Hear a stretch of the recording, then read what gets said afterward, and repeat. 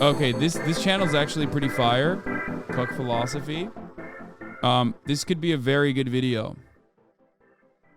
A murderer known as the Golden State Killer was caught by the police, having his DNA information discovered by looking through the databases of GED Match, a website in which people volunteer their genetic. It kind of sucks that he's like recording this from a bathroom, though. I do like CCK Philosophy. I used to watch their shit all the time. It's just that, like, you know, not the highest quality. Codes in hopes of finding relatives and ancestors.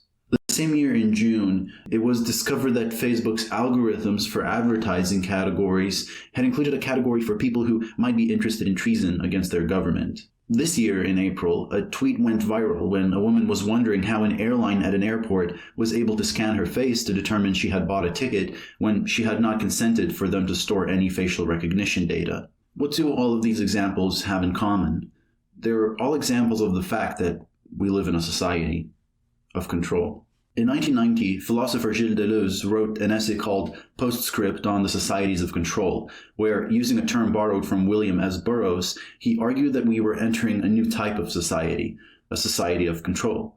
But to fully understand what this means, we first have to know what societies of control are contrasted with, namely Foucault's analysis of disciplinary societies, which in turn were contrasted with societies of sovereignty. In his book Discipline and Punish, Michel Foucault argued that with modernity came a new type of society, which he defined by the way in which such a society exercises power. Previously, in feudal times, the West consisted of societies of sovereignty. This means that the law was seen as the will of the sovereign, typically the king. Crimes were seen as attacks on the king, as infringements upon his will. Therefore, punishments were seen as a matter of revenge on behalf of the king, and thus typically involved the infliction of direct physical pain. But with the decline of feudalism and the rise of modernity came a new regime of power, the disciplinary one. Disciplinary society, whether in the school, the hospital, the factory, or the prison, made use of three main techniques: hierarchical observation, normalizing judgment, and the examination. First, people are hierarchically ranked with the purpose. By the way, Another comparison I make between monarchies and capitalist neoliberal democracies that also bears repeating in this regard is the same ways that people justify living under that structure. Monarchies, theocratic monarchies especially, and the centralization of power that came from that was justified by God. It was God ordained, and the church had that control over your life, especially at a time when, you know, the printing press is not around. There's not a lot of ways to democratize education, and the things that you learn are very specific. You have a lot of holes to fill, and God filled all that hole. Now, and whenever, you know, whenever people wanted to justify the structures that they existed under, they basically said, you know, it's God. God ordained this man. And the church tells me that that is the best way to go about it. And I don't fucking know anything. You know, I'm a peasant. The fuck do I know? Right? I have a lot of fears. I have a lot of fears of what happens when people die. So, you know, I'm just going to go along with this system. Nowadays, we have more education, less, you know, more holes have been filled through the scientific method. We have no need. We don't have the same need to contextualize certain things or conceptualize certain things through the Bible or other kinds of, you know, other religious scripture. Okay? We have secular neoliberal democracies. How does a secular neoliberal democracy justify its own existence, where there is the same level of power disparity amongst those who have everything and the rest of the 99% that don't have anything? Because back in the day, it was the king. He had everything. You had nothing. You worked for your fucking lord, and then your lord worked for the king, and that was just the way it went. And you couldn't speak out against it because that was blasphemy, you know? It's blasphemy.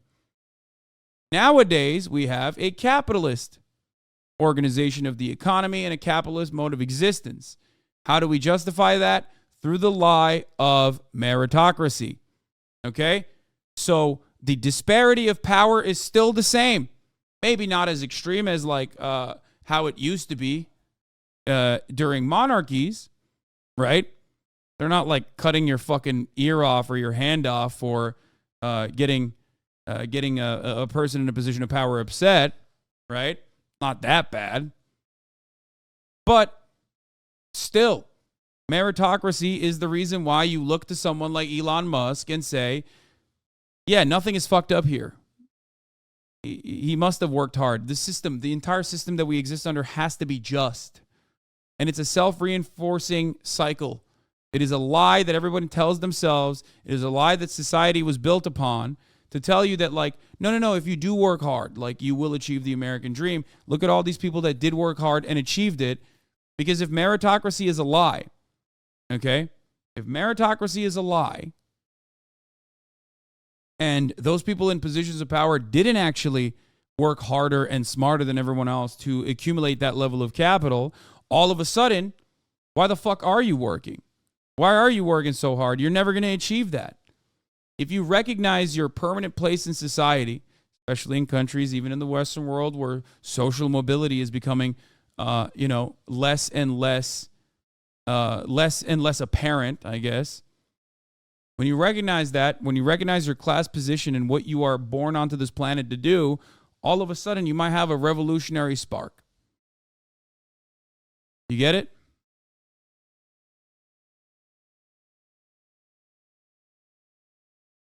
M. Hood is correct. I have a hard time believing Elon Musk has ever finished a single task the way Twitter is going / the way he tweets. Exactly. Scientific method doesn't exist for hundreds of years, Pepega. No, that's not what I mean. But obviously the great leaps that science has made, especially in the post-industrial world, or even with like a democratization of the flow of information, allowed people to have a different perspective. Another thing could be said about the internet as well, but I think capitalism is more powerful as a mechanism of control than monarchies were, and therefore, it is harder to. It has a capacity to bastardize every new invention and turn it on its head. No matter how much people want in their hearts to live a free life and yearn for emancipation, capitalism, especially neoliberal mechanisms of control, which this video is going to get to, have a very good way of normalizing the awfulness that you experience on a daily basis and tell you that the other systems are terrifying. There's no other way to go about it. Okay? Like, you watch the most socialist streamer and then you get a top of the hour ad break. Okay? Where I tell you at the top of the hour, there's a 3-minute ad break, and if you no longer want to see those ads, all you need to do is subscribe, which you can do for $5 or for free with a Twitch Prime. By connecting your Amazon Prime account to your Twitch account, you get one free Prime subscription a month. You can also get gifted a sub if you're lucky. And those are the ways that you can avoid the top of the hour ad break. Here's a 3-minute ad break now. There you go. That's how you go from Deleuze to fucking Fucose to serving a top of the hour ad break. Only here, baby. Nowhere else. All right.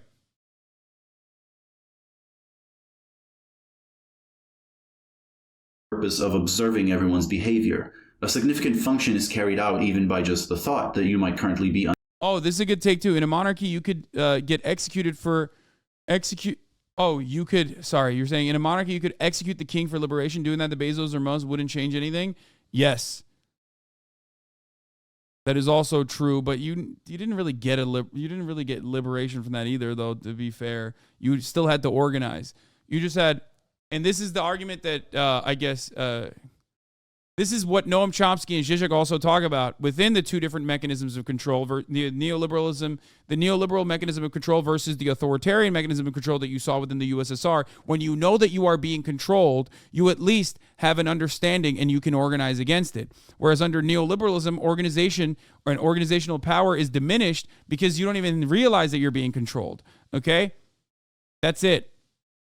So there is no organizing because you're like, well, what the fuck? Like, why would I organize to do anything? Things are great. Like, ultimately, I got a new TV this year.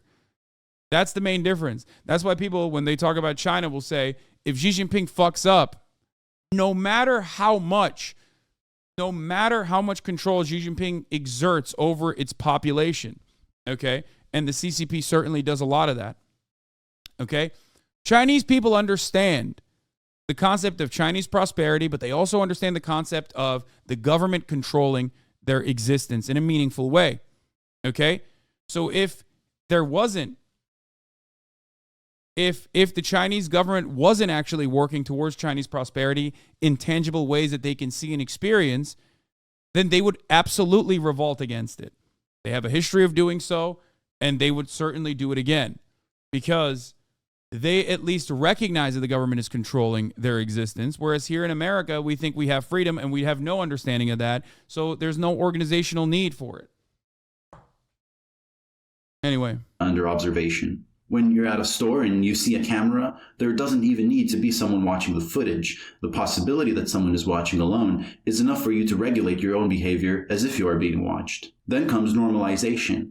As your behavior is observed, it is judged as normal or abnormal, and abnormal behavior is discouraged and punished. In the old sovereign societies, criminal actions were mostly judged on whether they were allowed by the law or not, but disciplinary societies also judge whether it's normal. And this is done partly by examination, whether medical, psychological, legal, educational, or moral examination. Everyone is measured according to common standards and placed into categories according to the results. Foucault argues that the reason for the emergence of such a system is that it exercises power much more effectively. If you, say, stole something in a society of sovereignty, perhaps you'd be flogged or your hand would be cut off as revenge for stealing. However, in a disciplinary society, by teaching people to regulate their own behavior according to a standard, and by inducing the feeling of constant surveillance, you make it less likely that someone would want to steal in the first place. Not only that, but in a society of sovereignty, if you wanted to rebel against the regime, it would be very easy to identify who to rebel against, namely the king and those carrying out the king's will. In a disciplinary society, power is dispersed through a number of different institutions, and is thus harder to resist. Finally, in a society of sovereignty, when you see someone being tortured for a crime, it is easier to sympathize and feel sorry for the victim, and to rouse your anger against the regime. In a disciplinary society, on the other hand, institutions present themselves not as punishing, but as merely reforming individuals for their own good, and are therefore often not even seen as mechanisms of power. The way Foucault put it, societies of sovereignty tax production and rule on death, whereas disciplinary societies organize production and administer life. Let's take this point by point. Consider a serf working under feudalism. A common arrangement would be that the king owning the land sets a tax for how much of the serf's product he will take for himself. However, beyond this, so long as he'd produced the required amount, many aspects of the production process were actually up to the serf and his family. When to work and when to take a break, what technique, method, or tools to use, when to eat, what to wear, what room to be in, etc. The sovereign regime did not organize production, but merely taxed it. In a disciplinary society, on the other hand, production is, well, disciplinary. You are told when to come to work, when to take a break, when to eat lunch, what to wear, how to stand, how to behave, what techniques and methods to use, etc., etc. Depending on this video totally disagree with your point about realizing who your master is. That's shocking. Shocking to me that he did that. This is true. on your line of work, almost every aspect of your being can be decided by someone else. Thus, your work is not merely taxed, it's organized. Secondly, whereas a society of sovereignty ruled over death, issuing death penalties and deciding who dies when they commit a crime, a disciplinary society administers life, where it's not just death, but birth that is organized and controlled, through the study and manipulation of birth-to-death ratios, rates of reproduction, the fertility of populations, and so on. The purpose of a disciplinary society was summarized by Deleuze as being to concentrate, distribute in space, order in time, compose a productive force. Schools, hospitals, prisons, barracks, factories, and offices all functioned according to this purpose: spatial enclosure, adherence to a schedule, and strict discipline. Understanding this, we can now ask what makes a society of control different. But keep in mind that Deleuze is not arguing that we have completely left behind disciplinary societies. He saw that we are in the process of transforming into a new one. Perhaps the most significant thing is that in the society of control, the exercise of power no longer requires enclosing people into spaces like the school, the factory, or the prison. Disciplinary regimes leave the tight enclosures of space and expand and permeate the entirety of society. Take phones, for example. It is no secret that your phone collects a lot of data: your GPS location, audio recordings, websites you've been to, and apps you've used. And it is also no secret that this data is often utilized by governments and corporations. What's interesting here is that in a disciplinary society, the exercise of power required to restrict your methods of communication. A society of control, on the other hand, tells you to please, by all means, have a phone and use it, because the more you use it, the more you can be surveilled, sampled, evaluated, and harvested for data. As another example, take airports that use facial recognition. It is another similar, almost the identical argument is basically, I mean, this is not between monarchies and neoliberal capitalism, but like authoritarian forms of government, like what you would consider authoritarian forms of government, is the I guess what is it, communist dad, neoliberal dad? What is the Zizek argument? And the phone thing is actually perfect because like you now cannot even live without a phone, right? Like there is no. That's why we say like it's impossible to escape capitalism. You just can't survive in public. Authoritarian dad, neoliberal dad.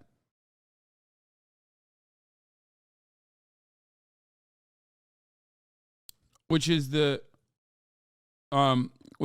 know, Breezy B97, thank you for the 5 get the subs. OnlyFans boyfriend, thank you for the 5 get the subs as well. I already served the top of the hour break. Chill. I hardly use my phone. It doesn't matter. That's ironic that you say that because, well, one, you're on Twitch already, and two, you don't need to use your phone for your data to be collected. And what is hilarious about all of this is that the mechanism of control is one that you have willingly subscribed to. Yes, I've saw Zizek's recent trans takes. I don't care. He's like a old ass dumpster diving raccoon, man. Yeah, he's transphobic. I know. Like, what do you want? That's not what I'm talking about right now. Recognition technology, something that is becoming increasingly more common. The more you fly, the more facial recognition data they're able to collect, as well as information about your transportation habits. Whereas a disciplinary society has to restrict your movement into tight spaces in order to monitor and observe you, a society of control encourages you to expand your movement because it means that there is more data that can be collected. Voyez en quoi un contrôle, c'est pas une discipline. Je dirais par exemple d'un autoroute. You do not confine the people, for example, but by making highways, you multiply the means of control. Vous multipliez des moyens de contrôle. Je dis pas que ce soit ça le but. I'm not saying this is the only aim of highways, but people can travel infinitely and freely without. So here's the other thing. Listen. I'm not saying any of this is bad, by the way. I love technology. I love my phone. I love highways. I love consuming, okay? It's just that people use that, or the systems itself are reinforcing the oppression that you experience and normalizing it through that process. Okay? And that's something that you always have to remind yourself of. Being confined while being perfectly controlled, that is our future. The methods by which you are controlled and monitored are no longer perceived as methods of control at all, but rather as exercises of your own freedom. This is what makes societies of control so dangerous and so effective. When I buy a phone, make a Facebook account, do a DNA test, use a credit card, or go to an airport, I am doing all of it by my own volition. Yet by that very act, I'm increasing the power that institutions have over me. Once it is decided that I have transgressed the standards of some institution... Stop! Never ask a French philosopher what they think of the age of consent, okay? Never do that. Do not do that. Do not ask that question. Also, not French, but where is Kant French? I don't even fucking know. What country is Kant from?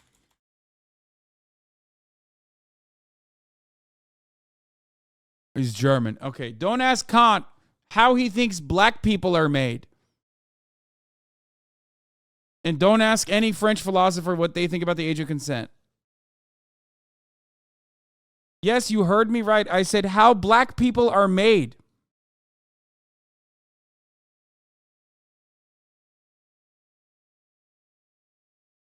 Yeah, don't ask a woman her age, a man his salary, and French philosophers what the age of consent law should look like.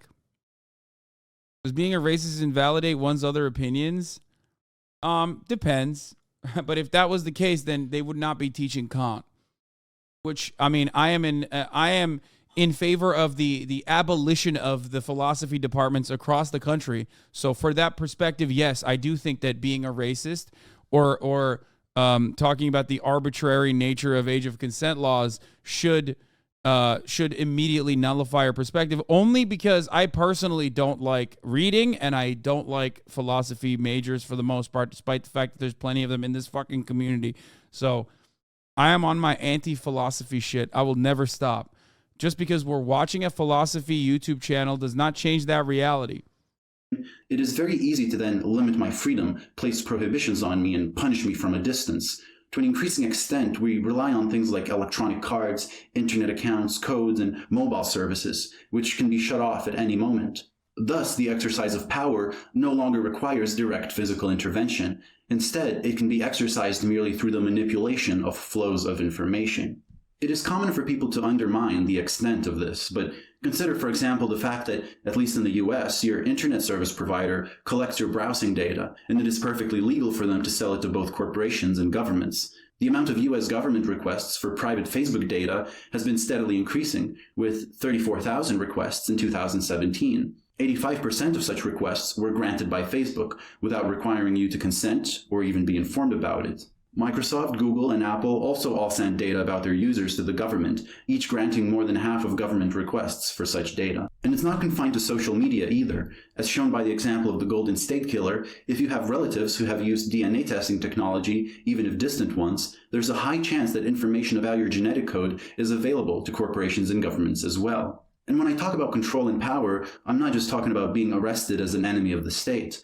All institutions use such data for the purposes of control, whether in deciding what product to advertise for you, or in deciding whether they should hire you, or accept you into a given educational program, or even in making legal decisions that pertain to you. The significance of such forms of control should not be underestimated. But if control no longer requires enclosing people into defined areas... He's making up some stuff here, lol. No, he's not. Everything he talked about is true. What do you mean he's making up stuff? What do you mean? What do you mean by he's making up stuff? What did he make up? He's saying we literally, personally tap into a mechanism of control. We are literally we're saying thank God for the surveillance state without even realizing it. He's just simply talking about systems of control, which is true. This is what we exist under. There's always going to be some form of control. Okay? That's kind of what a government does. That's what the existence of a government is, right? That's what it's supposed to do. It's just about who. It's just for whose best interest is that mechanism of control being doled out. Who gets to be controlled and who's doing the controlling. What does this mean for institutions like schools, workplaces, and prisons? Deleuze's answer is that whereas in a disciplinary society you pass from one to the other, from the school to the barracks, from the barracks to the factory, in a society of control you reside in several at once, at all times, not having to leave one to enter another. As Deleuze says, just as the corporation replaces the factory, perpetual training tends to replace the school, and continuous control to replace the examination. In the disciplinary societies, one was always starting again, from school to the barracks, from the barracks to the factory. While in societies of control, one is never finished with anything. The corporation, the educational system, the armed services being metastable states coexisting in one and the same modulation.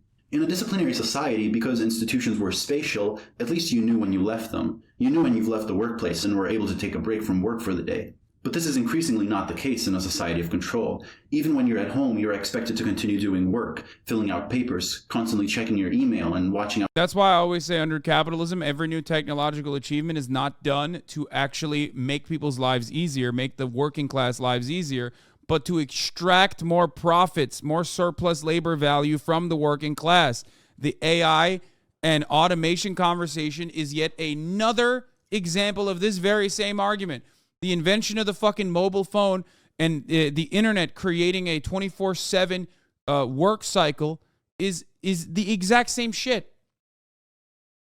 That's the problem. The problem is not technological achievements. It's how technological achievements are used. Out for updates. and presenting yourself as a committed employee even in your personal life, especially on social media. You never really leave work. I mean, yeah, also, it's the whole reason Ford made it so his workers could afford to buy the cars they created. I mean, even that fucking fascist understood that, which is ironic because we hail him as a champion of like workers' rights here in this country. But even he understood alienation.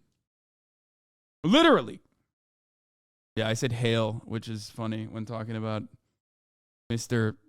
Heil himself. Some examples are summarized in the paper You Can Clock Out Anytime You Like, But You Can Never Leave by Peter Fleming and Andre Spicer.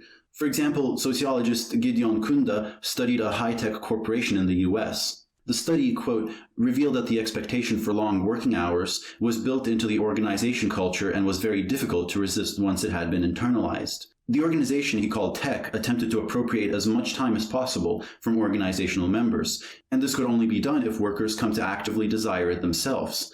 The tech culture was designed to constitute this desire through various mechanisms of role embracement so that workers would think of themselves as tech employees all the time. As a result of this management approach, many employees found their family and home life suffered because they gave more and more of themselves to the firm and experienced burnout. I get your point, but you can't place everyone in the same bracket. Certainly some people make inventions to make people's lives easier and not for profit. Wait, what are you talking about? Brother, you have fundamentally misunderstood what I've said. As a matter of fact, the idea that people make inventions exclusively for the profit motive is a capitalist idea. I do not believe that. As a matter of fact, everything I say is exactly the opposite of that. There are so many other principles, so many other motivating factors in people's lives. I'm saying that technological innovations are good. They're good because it's supposed to make our lives easier, and they do in some ways, right? But the unfortunate consequence, the unfortunate byproduct of living under a different organization of the economy, or the one that we live under currently, different to socialism or any other, whatever kind of fucking idea that you have personally. But the capitalism makes it so that all technological innovations are done for efficiency, which means, making you as a worker have more output and therefore fire other workers and getting more bang for your buck from the one person. Role contradiction and other kinds of pathologies. Indeed, even though workers endeavored to maintain some kind of spatial distance, many found that work and non-work aspects of social ties are experienced as hard to separate, requiring constant definition and redefinition, and are never fully resolved. And sociologist Catherine Casey studied an electronics manufacturer that had built a high-commitment culture. Casey's study concludes that it is not only the personal time of employees that is appropriated by the company, but also their identities, a process she ominously labels the corporate colonization of the self. When this occurs, workers become company people, even at home, and cannot think about anything other than their job and the well-being of the firm. Many of these employees were classified by Casey as neurotic and obsessive-compulsive because they have allowed the company to erode the identity boundaries that once separated them from the organization, and subsequent burnout as psychic anxiety and contradiction become too intense. Various phenomena, like working from home, working for school credit, wearing ankle monitors, using online doctors, attest to the fact that institutions no longer have to spatially enclose people in order to function. What counts is that we are at the beginning of something, Deleuze says. In the prison system, the attempt to find penalties of substitution, at least for petty crimes, and the use of electronic collars that force the convicted person to stay at home during certain hours. For the school system, continuous forms of control and the effect on the school of perpetual training, the corresponding abandonment of all university research, the introduction of the corporation. This guy just came back from Googling Henry Ford Nazi. This is so funny. Holy fuck, Ford was literally given an award by Nazi Germany, Keck W. I dropped that in the chat as a minor, brief footnote, and this man went in, Googled, came back, and he's like, dude, I should not have done that. That was a bad thing that I Googled. Sometimes it's better not to open certain doors. You know what I mean? Don't look up what kind of pamphlets he wrote and handed out either. At all levels of schooling. For the hospital system, the new medicine without doctor or patient that singles out potential sick people and subjects at risk. In the corporate system, new ways of handling money, profits, and humans that no longer pass through the old factory form. Deleuze says that we are no longer individuals, but dividuals. The origin of the word individual means not divisible, something that cannot be divided. And disciplinary society consisted of such individuals, usually assigned a number in different institutions. But in a society of control, it is no longer true that we cannot be divided. We are constantly divided into demographics, marketing samples, survey results, statistics.